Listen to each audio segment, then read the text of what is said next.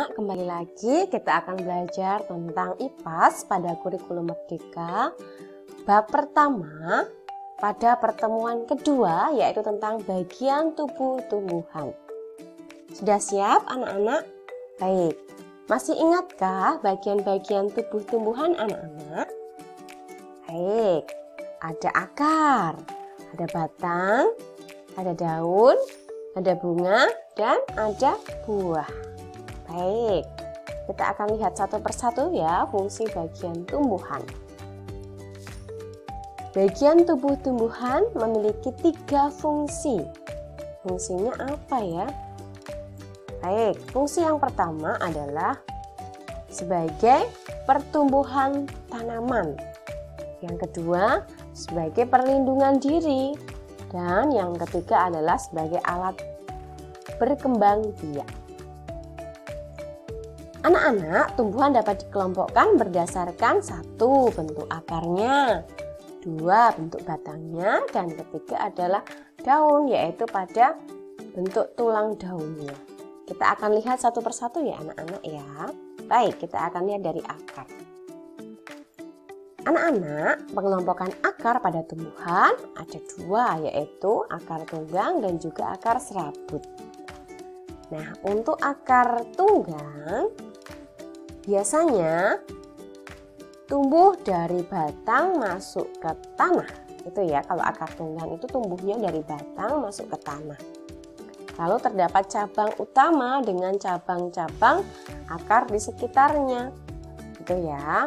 Lalu umumnya terdapat pada tumbuhan dikotil. Ya. Lalu contohnya apa? Contohnya adalah tanaman mangga, jeruk, jambu, cabai seperti itu. Lalu akar serabut selanjutnya ya. Tumbuh dari pangkal batang ya, dari pangkal batang. Menggantikan akar tunggang. Dan juga umumnya dimiliki tanaman monokotil ya. Contohnya adalah pada tanaman padi, jagung, rumput, itu akarnya adalah akar serabut. Lalu kita lihat dari batang. Pengelompokan batang pada tumbuhan ada 3 juga. Batang kayu, batang basah, dan batang rumput. Baik. Nah, coba perhatikan anak-anak. Kira-kira ini masuk batang apa ya? Batang kayu kah? Batang basah kah? Batang rumput kah? Iya, batang kayu. Batang kayu memiliki batang yang keras dan kuat. Sebagian besar merupakan kayu.